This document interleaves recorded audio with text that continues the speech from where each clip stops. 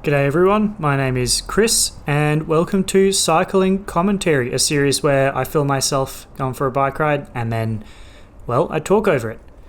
So for this video, I'm going to be cycling through Amsterdam. I'm going to go from the Museumkwartier to Centraal Station near the river.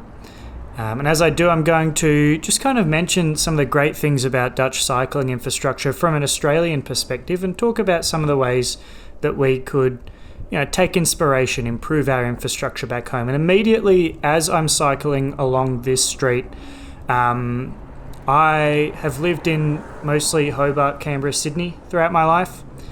But this kind of street immediately brought to mind what Melbourne could be if we made a few changes to the infrastructure, right?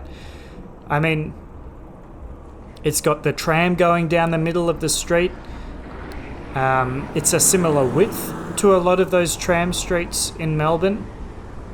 The trams are mixing with cars like you get in Melbourne, but it's not as big a problem as Melbourne because there are fewer cars.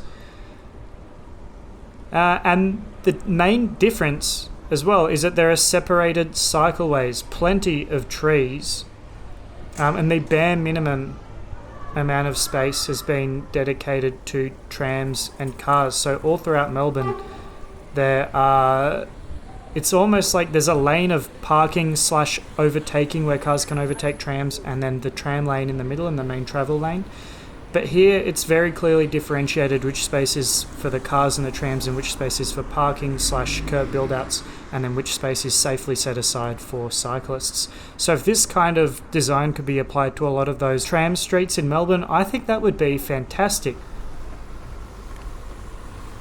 So now we've arrived at an intersection, protected intersection, with pedestrian crossings to get to the traffic lights over the cycleways, and then the cycleways protected from car traffic and tram traffic. This one unfortunately didn't have a countdown. A lot of the traffic lights in the Netherlands have countdowns for how long until you can go if you're waiting on a bike, and I find that it's really great when it comes to just that kind of sense of getting ready to start pedaling again, and you don't have to worry about feeling impatient because you can see that countdown right in front of you.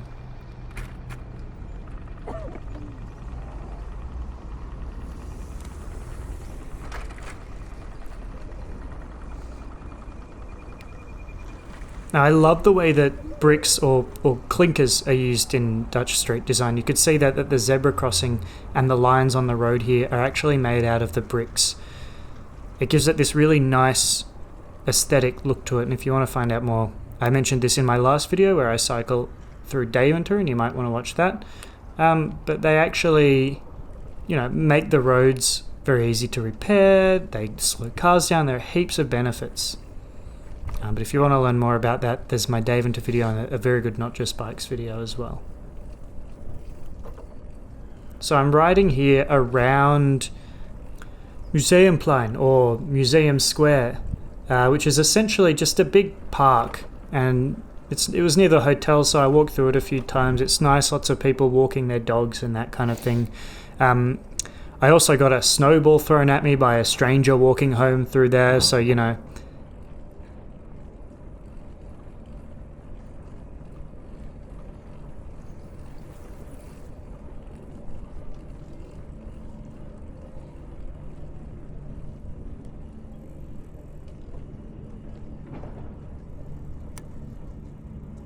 So here I indicate left, I turn left, and the separated cycleway continues through Museumplein.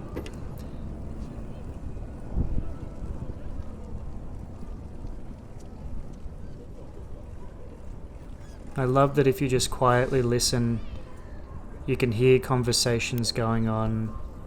It's quiet, it's peaceful. I think I took a wrong turn here. I'd only ever walked this route to get into the city centre. I think it's a different route to cycle through. This is I think the wrong way. This is a way I took while walking, but I don't think it's the best route while cycling. So I ended up riding on the gravel and whatnot. I think if I had waited a little bit longer before turning right, I would have had a much better time.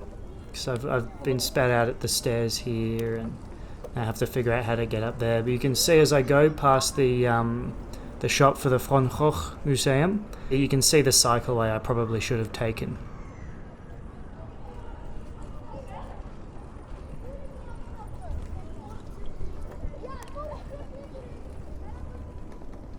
So this is pretty cool. Up ahead is the Rijksmuseum.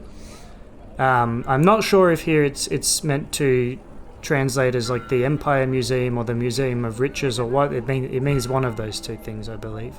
But I actually got to cycle underneath it, and I could have spent 3 or 4 days at this museum, honestly. I only spent one whole day. I did not explore anywhere near all of it. You can see on the left and the right there, those are, that's the inside of the museum, the lobby, I suppose, where the cloakrooms and the shop and the cafe and whatnot is, and then above us is where all the artwork and that kind of stuff is. And it was a spectacular museum. So many great paintings.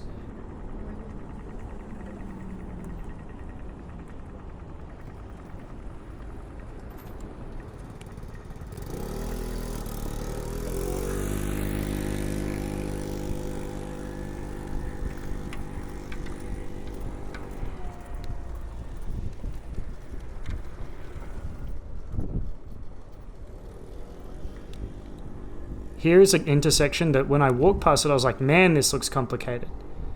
How am I going to pull this off? But when I did it, it was actually really easy. You just cross one cycleway, you cross the trams, you cross the other cycleway, just kind of looking as you go. And it was completely fine. It was really interesting. It looked complex, but it was actually quite instinctual to actually use it. Now here you can see I get caught behind a queue of cars. And it was in a moment like this that I kind of, when I'm cycling in Australia, often I'll find that I'll be feeling like I'm intruding in the space of cars when I'm on the road, because that is the way that the infrastructure has been designed. It's been designed to make it very clear you've got the asphalt, you've got the high curbs, you've got the paint on the road and marking out the lanes, and so much of our city space is dedicated towards car infrastructure that when you step into that car infrastructure you feel like you're intruding, when really it should be the other way around. And I think the most natural, most sensible, most human scale way to design a city is closer to what I'm cycling through right now. And the emotional reality of being in that space is so different to a car-centric city centre. It is so different because you feel like when you see a queue of cars, you're like, what are you all doing here? Like, what are these machines doing here? This is a place for people and human scale transport. And it kind of feels like, it's a very different emotional reality, and I think the correct emotional reality for a city. And you can see here all of these bikes, way more people than what were in the cars. And maybe these guys had a need to drive. I'm not criticising the individuals. I'm just talking about what it felt like to encounter a car and how that was different. But you can see when the people were cycling in that street, that's quite a small street, it just flowed so naturally with way more people transporting themselves with bikes than that queue of cars. And it just flowed much more naturally. It really draws so much attention to just how clumsy and inefficient a mode of transport but cars truly are once you get within a city.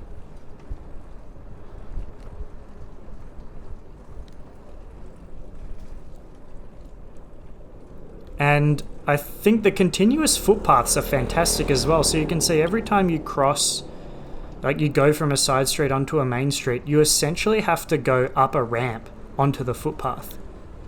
That is a design element that really indicates like who's prioritized here, rather than a pedestrian having to degrade themselves by stepping down onto the road level, and once again intrude on the territory of the cars. At every moment, the people riding the biggest, most inefficient, most polluting and dangerous mode of transport are made to feel, I'm the guest here, I've got to be careful, I've got to make sure I'm doing the right thing, not the other way around.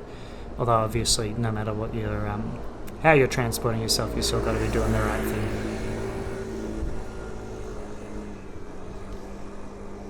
Once again, some potential inspiration for Melbourne here. The nice quiet streets dedicated to trams with protected cycleways alongside them, and nice big bits of footpath going on as well.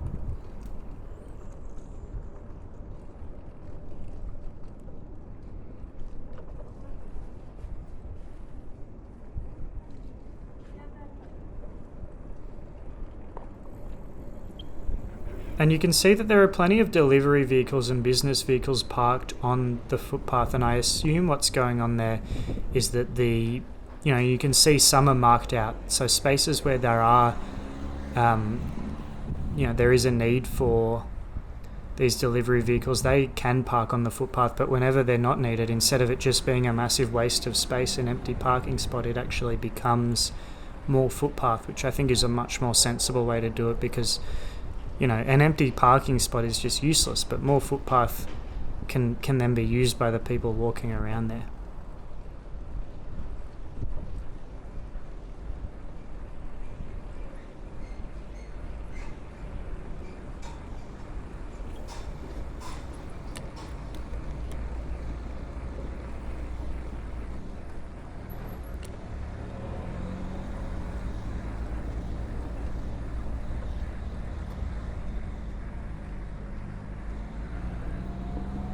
Here there's not even a curb, there's just different coloured bricks to mark the side of the road, and bollards as well, which makes it not only more accessible, but also it makes it easy to flow out onto the quiet street when it's not being used. And you feel that more of the city is kind of shared between all the different modes of transport.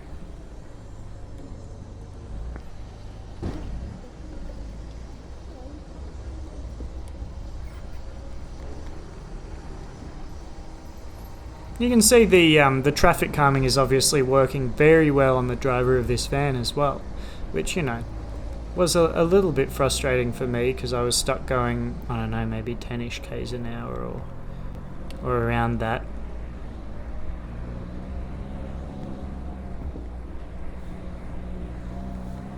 But, it just makes things safer for everybody.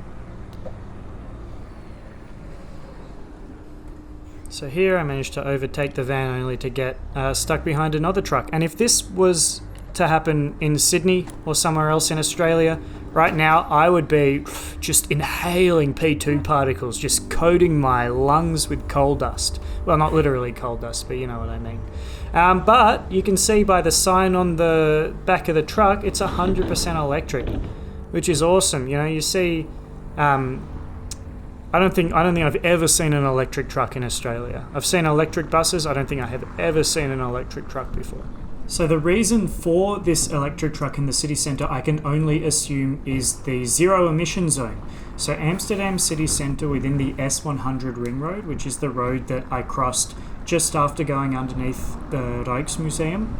The area within that ring road is zero emissions. So vans, and the English website says lorries, I assume that's because it's targeted towards the English, must be emission free if registered for the first time on or after the 1st of January 2025, which is pretty cool. And then there are transitional rules for existing vehicles as well. And it's so quiet as well, you can hear the hum of the truck, but it is a hum. It's a quiet hum, it's not like a whoa, like you'd normally get. And that must be so much nicer for the people who live in these houses to the right there, which if you're paying attention, you can see they're a little wonky, which is good fun. I always enjoyed that about walking around Amsterdam, all the different wonky houses. Must be a pain to maintain, but, it was interesting to look at. But it would be so much better to live in one of those houses, and when a truck goes by, for that truck to be electric rather than for it to be like Jake braking all over the place as it slows down, going, because I live outside an arterial, I live on an arterial road, and I'll tell you what, those truck drivers, they love their Jake brakes. They love slowing themselves down by downshifting a gear. So luckily I managed to overtake the truck there and get to the traffic light. And I talked about this extensively in my Daventer video, but you can see, two blokes up ahead cycling side by side having a chat, which, is one of the great features of purposefully designed into Dutch cycling.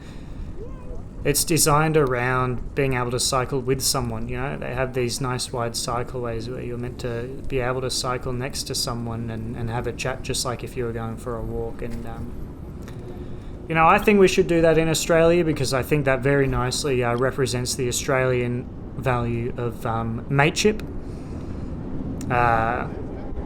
That's my appeal to politicians. If you don't build nice wide cycleways, you're against mateship, and you're un-Australian. There you go. So you can see super wide here. It feels insanely wide, but I'd imagine this cycleway gets a lot of queuing at these traffic lights, and it gets a lot of bike traffic as people get on and off the train station. We're almost at Centraal Station. So I pull over a bit here just to check where I'm going, because I'm going to catch a ferry for the next stage of my trip. I should mention this is part of a multi-stage trip where I cycle just throughout the Dutch countryside. And if you wonder, surely, it's all well and good to have great cycle infrastructure in the cities, but what's it like out in the countryside? Well, stay tuned, because it is just as good, if not better. And I think actually the countryside, especially once you're within, a 10-kilometre range of a major city or a decent town, that's where cycling makes the most sense, because it's it doesn't make sense to do frequent public transport around these rural areas in the same way that it does in a city, but cycling is still a fantastic mode of transport once you get out into the rural areas as well. So I think that's something we could learn from in Australia, specifically with our suburban areas and our regional centres. We could connect them to villages. So I live in Bathurst, a town of about 30,000 people. It's a bit of a regional centre, and it's full of little villages that are currently, not connected to it with cycling infrastructure, despite being within a cyclable distance to it. And I think, well, maybe we should be doing this in Australia as well. So on the right here are the ferries, on the left the train station, and interestingly, something very different to Sydney is that these ferries almost seem to exist as a replacement for bridges, because the river is just wide that I guess it must have been cheaper to run heaps of ferries over them instead of building bridges. So that's the end of part 1 of my Amsterdam cycle. Make sure to subscribe so that you don't miss the next part, where I cycle through Amsterdam Noord and find my way into the countryside. If you want to see more of me cycling in the Netherlands, head on over to my Daventer video. And if you want to see a little bit more of a formal scripted video where I talk about urbanism in Australia, then I do those as well, so make sure to check those out. I also want to give a huge thank you to my Ko-fi supporters. It was with money from my Ko-fi supporters that I rented the bicycle from the hotel that I was riding in that video. And it was thanks to my Ko-fi supporters that I managed to buy a new camera to take with me on this trip. And it was with that camera that I was filming the video as well. So massive thank you to Arx, Abiram, Jake Coppinger, Michael, Trisha, Shareth, Joe, Ben, Adam, Transportist, Alexander, Lucas, and Stuart.